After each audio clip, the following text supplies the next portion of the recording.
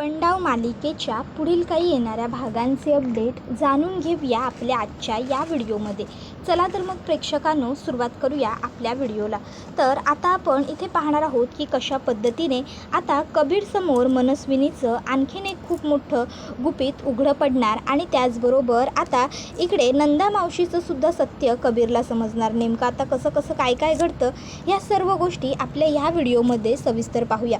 तर आता इकडे मीनाक्षी ही नंदा मावशींसाठी काहीतरी खायला करण्याचा विचार करत असते नाश्त्यामध्ये. म्हणून मग ती आता मनस्विनीला म्हणते, बरं झालं वहिनी तुम्ही आलात. अहो तुमच्या मावशीसाठी नाश्त्याला काय बनवू तो विचार करत होते. तुम्ही सांगा ना मावशींना काय आवडतं ते बनवते. त्याबरोबर मनस्विनी म्हणते, एक काम कर तिच्यासाठी भजी बनव, तिला भजी खूप आवडते. मग जेव्हा मीनाक्षी भजी बनवायला घेते तेव्हा मनस्विनी त्यामध्ये पॉयझनचं औषध घालते, जेणेकरून मग तिथेच आता त्या सरस्वतीचा खेळ संपायला. त्याच्यानंतर मग आता मीनाक्षी भजी बनवते आणि ते आणून लगेचच सरस्वतीला देत म्हणते, नंदा मावशी हे घ्या भजी खा. भजी कसे झाले ते नक्की सांगा. नंदा आता काय करते ते भजी आता तिच्यासमोर असलेल्या सखीला ती आवडीने खाऊ घालत असते. ती म्हणत असते, सखी बाळा अगं तू मला तुझी आजी म्हणलंस, मग आता नाथपुड्यात असताना आजी कसं काय पहिलं खाणार, घे पहिलं तू खा. आणि आता नंदा ही सखीला ती भजी भरवायला चाललेलीच असते. इतक्यात आता मागून मनस्विनी विचार करते की नाही काहीही झालं तरी सध्या सखीने ही भजी खाता कामा नये.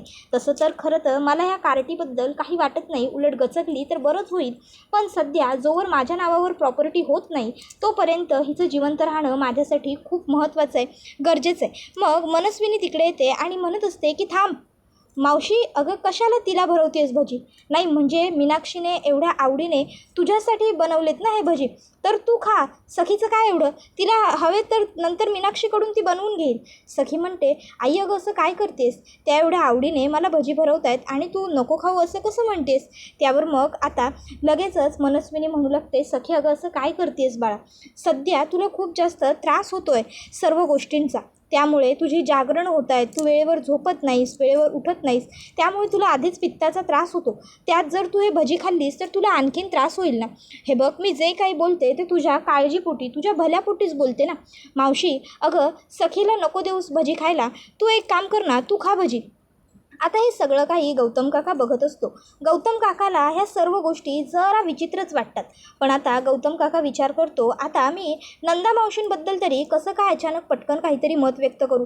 त्यामुळे गौतम काका सध्या शांत राहणं प्रेफर करतो. पण मग आता गौतम काकाच्या मनात प्रश्न फिरतो की मनस्विनीने का बरं थांबवलं असेल सखीला ती भजी खाण्यापासून. त्यानंतर मग आता दुसऱ्या बाजूला इकडे जी नंदा मावशी असते तिला तर पक्की शंका आलेली असते की नक्कीच काहीतरी गडबड आहे, म्हणून हिने हे सगळं काही केलेलं आहे, म्हणून हिने सखीला भजी खाऊ दिलेली नाही आहे. मग आता नंदा मावशी ही सुद्धा भजी खायला नको म्हणते. ती म्हणते की मी खाईन नंतरच्याला भजी, असू दे, आणि मग तिथे भजी तसेच ठेवून देते. त्यानंतर सगळेजण आपापल्या रूममध्ये निघून जातात. भजीवरनं खूप मोठं रामायणच झालेलं असतं. नंदा मावशी ही नंतर आता विचार करते की नक्की त्या भज्यात काय होतं हे शोधून काढल्याशिवाय मला काही शांती येणार नाही. नक्की मनस्विनीने काहीतरी काळं केलेलं होतं कर्म, म्हणूनच मनस्विनी सखीला ते भजी खायला देत नव्हती. मग आता लगेचच तिकडे काय करते मावशी, नंदा मावशी त्यातले भजी घेऊन येते प्लेटमध्ये आणि ते आता मनस्विनीला म्हणत असते, काय गं मगाशी सखीला त्रास होईल म्हणून भजी खाऊ नको म्हणलीस ना, पण तुझं तर काही नाही ना, तुला तर कसला त्रास नाही, तू माणूस गिळून खाल्लास तरी काही फरक पडणार नाही आहे, त्यामुळे तू भजी खाऊच शकतेस, घे भजी खा. आणि आता नंदा मावशी तिला भजी खा म्हटल्यावर मनस्विनी म्हणते, नाही नको मला भजी आवडत नाही, मला नको आहे. त्याबरोबर मग आता नंदा मावशी म्हणते, अगं मावशी म्हणते म्हणून खरंच तुला मी तुझी मावशी वगैरे वाटू लागले की काय, विसरू नको मी तुझी आई आहे, तुला काय आवडतं आणि काय नाही हे मला व्यवस्थित माहिती आहे, घे भजी खा. आणि आता नंदा मावशी मनस्विनीच्या खूप जवळ ती भजी घेऊन गेलेली असते. आता ती मनस्विनीच्या तोंडात ती भजी भरवू लागते. त्यावेळी मनस्विनी आता पटकन तिचा हात बाजूला ढकलते आणि म्हणत असते, अगं हे काय करतेस तू, तुला तरी कळतंय का, पॉयझन देशील मला, मारून टाकशील. त्याबरोबर नंदा मावशी म्हणते, काय म्हणालीस, पॉयझन देशील, मारून टाकशील, म्हणजे मला मारून टाकायचा प्लॅन होता होय तुझा, हां तुला काय वाटलं इतक्या सहजासहजी मी खप्यान होय, लक्षात ठेव. तूच काय, तुझा वर गेलेला बा जरी वरनं खाली आला का नाही तरी तो बी मला खपवू शकणार नाही आहे. तू माझा आवाज जितका दाबायचा प्रयत्न करशील ना तितका माझा आवाज जादा वर येत जाईल. त्यामुळं सांगते, उगाचच्या उगाच माझ्या नादी लागू नगस आणि माझ्या वाटी बी जाऊ नगस. जितकं मी शांत आहे तितकं मला शांत राहू दे. गप गुमान मला ह्या प्रॉपर्टीत अर्धा हिस्सा दे आणि मोकळी हो. जर मला प्रॉपर्टीत हिस्सा दिलास तरच मी तुला शांत राहू देईन. नाही दिलास हिस्सा तर मग मी तुझं काय करीन ना ते फक्त लक्षात ठेव. आता नंदा मावशीने ही अशी धमकी दिल्यावर मग मात्र मनस्विनी गप्पच राहते. मनस्विनीला नंदा मावशी म्हणत असते, एवढ्या वेळी तुला सोडून दिलंय. जर पुन्यांदा काही कटकारस्थान करण्याचं तुझ्या मनात आलं की नाही तर याद राख मनस्विनी, गाठ माझ्याशी आहे. मग मात्र आता मनस्विनी पूर्णपणे गप्प बसून जाते. तर आता नंदा मावशी ही म्हणत असते, आणि हो विसरू नको मी कोण आहे ते आणि तू माझी कोण आहेस ते बी. नाहीतर जगासमोर सगळं सत्य आणायला मला वेळ लागणार नाही. प्रॉपर्टीतला हिस्सा मला मिळालाच पाहिजे, समजलं नवं. मग मात्र आता मनस्विनी गप्प बसते.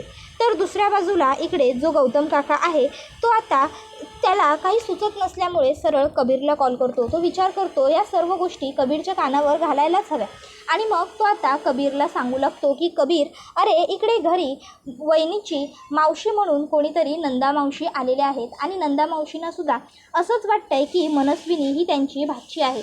हे बघ कबीर, मला ना नक्की काय सुरू आहे हे सगळं काही कळत नाही आहे. आणि तुला माहिती आहे का, आज सकाळी घरामध्ये भजीवरनं केवढं मोठं रामायण झालं. एरवी सखी काय पिते काय खाते ह्याने त्या मनस्विनीला काडीचा फरक पडायचा नाही. पण आज त्या नंदा मावशी सखीला भजी काय खाऊ घालत होत्या ते सुद्धा मीनाक्षी वहिनीने केलेले. तर लगेचच त्या सरकारने मोठाच्या मोठा तांडवच केला. त्याबरोबर मग कबीर म्हणतो की नक्कीच काहीतरी गडबड असणार त्या भजीमध्ये, म्हणूनच मनस्विनीने तांडव केला. बरं असू द्या, ते काय करायचं आणि कसं शोधून काढायचं ते सगळं मी बघतो. तुम्ही मला इन्फॉर्मेशन दिलीत याबद्दल खरंच थँक्यू काका. त्यानंतर आता आपण याआधी पाहिलंच होतं की कबीर आणि त्याची आई अर्पिता जेव्हा दवाखान्यात गेले होते तेव्हा तिथे त्यांना मनस्विनी भेटली होती. मग आता कबीरने आणि अर्पिताने मनस्विनीला घरी आणलेलं असतं. घरी आणल्याच्यानंतर आता अर्पिता ही मनस्विनीची चांगली काळजी घेत असते. त्या दोघीजणी पूर्वीपासून एकीमेकीला ओळखत असल्यामुळे, त्या दोघीजणी एकीमेकीची चांगली मैत्रीण असल्यामुळे त्या दोघी अगदी एकीमेकीबरोबर छान गप्पा मारत बसलेल्या असतात. ह्या इतक्या वर्षांमध्ये घडून गेलेल्या घटना दोघी एकीमेकीला सांगत असतात. अर्पिता म्हणत असते, त्या मनस्विनीने यांचा खून केला आणि मला वाटत होतं एवढी वर्ष की यांचा खून तुम्ही केला आहे. तेजस्विनी वहिनी मला खरंच माफ करा. एवढी वर्ष मी तुम्हाला दोषीदार समजत होते आणि मी तुमच्यावरतीच राग धरून टपून बसले होते. पण खरंच सांगते, तुम्ही खरंच खूप चांगले आहात, निर्मळ मनाचे आहात. आणि आपली सखी ती सुद्धा खरंच खूप गुणी आहे हो, खूप चांगली आहे. तुम्हाला माहिती आहे मी तिला अजून फेस टू फेस तर भेटलेले नाही आहे, पण म्हणजे जेवढं मी तिला पाहिलं आहे ना तेवढं तिला बघूनच मला पूर्णपणे खात्री आहे की सखीना नेमकी तुमच्यावरतीच गेलेली आहे. अहो तिच्यात सगळे गुण अगदी हुबेहूब तुमचे आहेत, तुमचे आणि राघव भाऊजींचे सुद्धा. त्याबरोबर हे सगळं काही आता आजी बघत असते आणि हे सगळं बघून आजीला खूप जास्त राग येत असतो. खरं तर तिला ह्या सर्व गोष्टी पटत नसतात आणि ती कबीरला म्हणत असते, कबीर हे सगळं जे घरामध्ये सुरू आहे ना ते खूप चुकीचं आहे. तू ह्या मनस्विनीच्या बहिणीला इकडे आणून खूप मोठी चूक केलेली आहेस. हे बघ, हिला इथे आसरा देण्याची आपल्याला ना काहीही गरज नाही आहे. तुला वाटतंय ही चांगली आहे, साधी आहे, पण कितीही झालं तरी यांचं रक्त एकच आहे. तर आता तोपर्यंत दुसऱ्या बाजूला इकडे मनस्विनीबद्दल आता इकडे तेजस्विनीसुद्धा बोलत असते. ती म्हणत असते, अहो तुम्हीच काय, एवढी वर्ष मी आणि सखीने सुद्धा खूप सफर केलं आहे. अर्पिता वहिनी काय सांगू तुम्हाला, एवढी वर्ष तिने माझ्या मुलीला ती मी आहे असं सांगितलं. माझ्या मुलीला ना कधी आईचं प्रेम मिळालं ना कधी आईची माया मिळाली.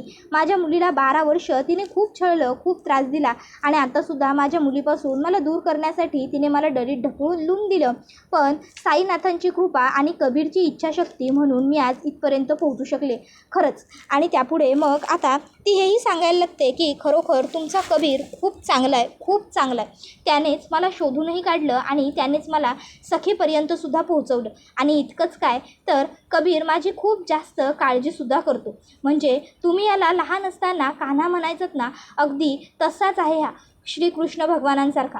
त्यावर अर्पिता म्हणते मी अजूनही त्याला कान्हाच म्हणते. त्याबरोबर मग लगेचच तेजस्विनी म्हणते कायम कान्हाच म्हणा, खरंच तुमचा मुलगा अगदी कान्हासारखाच आहे.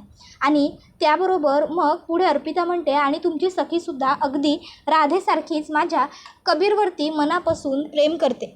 तुम्हाला माहिती आहे सखीचं किती प्रेम आहे ते कबीरवरती. त्याबरोबर मग आता तेजस्विनी म्हणू लागते हो माहिती आहे मला, सखीच्या वागण्या बोलण्यातून मला तिचं कबीरवर खूप प्रेम आहे ही गोष्ट जाणवली आहे. पण त्या नालायक मनस्विनीने तिच्या मनात काही भरवलं आहे ना, त्यामुळे ती कबीरवरती राग धरून बसली आहे. त्याबरोबर आता लगेचच ती म्हणत असते की अहो काळजी करू नका, फार वेळ हा रुसवा फुगवा काही त्यांचा चालणार नाही आहे. लवकरच त्यांच्यातला हा वाद मिटेल आणि ते दोघं नवरा बायको पुन्हा एकत्र येतील. शेवटी म्हणतात ना विजय हा नेहमी सत्याचाच होतो. असत्याने कितीही मोठे प्रयत्न केले तरी काहीच फरक पडत नाही. म्हणून तुम्ही काळजी करू नका. आता त्या दोघींचं हे सगळं बोलणं सुरू असतं. त्याचवेळी कबीर म्हणतो सॉरी पण मी तुम्हाला थोडं डिस्टर्ब करू का. कबीरने हे असं म्हटल्यावर मग तेजस्विनी आणि मनस्विनी एकीमेकीकडे बघतात आणि कबीरला बोलतात बोल ना काय झालंय. मग कबीर आता बोलू लागतो की मला एक गोष्ट सांगा, तुमची कोणी मावशी होती का नंदा नावाची. आता तेजस्विनीला हे असं विचारल्यावर तेजस्विनी म्हणते नंदा मावशी नाही आमची नंदा नावाची कोणतीही मावशी नव्हती. खरं तर आम्हाला कोणी मावशीच नव्हती. म्हणजे आमची आई एकटीच होती आणि आमच्या आईचं लग्न आमच्या वडिलांबरोबर झाल्यानंतर तिचे आईबाबासुद्धा काही कालांतराने वारले. त्यामुळे मग आमच्या आईचं कोणीच कुटुंब नव्हतं. त्याबरोबर हे ऐकून कबीर म्हणतो मग ही नंदा मावशी कुठून उपटली. त्याबरोबर मग लगेचच आता तेजस्विनी विचारू लागते काय झालं कबीर, काही अडचण आहे का. कबीर म्हणतो कोणीतरी तुमच्या घरामध्ये नंदा मावशी तुमची मावशी म्हणून घुसलेली आहे. त्याबरोबर हे ऐकून मग आता तेजस्विनीला टेन्शन येतं. पण कबीर तिला सांगतो की तुम्हाला काही काळजी करण्याची गरज नाही आहे, मी आहे ना, तुम्ही निश्चिंत निवांत राहा, काय करायचं ते मी बघतो. आणि ही नंदा मावशी नेमकी आहे तरी कोण आणि ही तुमच्या घरात कशासाठी घुसली आहे हे सगळे मी शोधून काढेनच. तुम्ही निवांत राहा, निश्चिंत राहा, काळजी करू नका. त्याबरोबर मग आता कुठेतरी जरा इकडे लगेचच तेजस्विनीला बरं वाटू लागतं. आता मात्र कबीरच्या डोक्यात एकच विचार फिरत असतो, तो म्हणजे कोण आहे नक्की ही मावशी, का आली असेल ही सखीच्या आयुष्यात. त्याबरोबर हा व्हिडिओ इथेच संपतो. व्हिडिओ आवडला असेल तर व्हिडिओला लाईक करा, चॅनलवर नवीन असाल तर चॅनलला सबस्क्राईब करा आणि बेल आयकॉन आठवणीने प्रेस करा, जेणेकरून तुम्हाला पुढच्या प्रत्येक व्हिडिओचं नोटिफिकेशन मिळत जाईल आणि सर्व व्हिडिओंचा आनंद हा अगदी उत्तम पद्धतीने घेता येईल. चला तर मग प्रेक्षकांनो आजच्या पुरतं इथेच थांबूया. पुढचा व्हिडिओ येईपर्यंत ह्या व्हिडिओचा छान पद्धतीने आनंद घेत राहा. तुम्हाला लपंडाव ही मालिका कशी वाटते हे आम्हाला कमेंटमध्ये सांगायला विसरू नका. टाटा बाय बाय, धन्यवाद, take care all of you.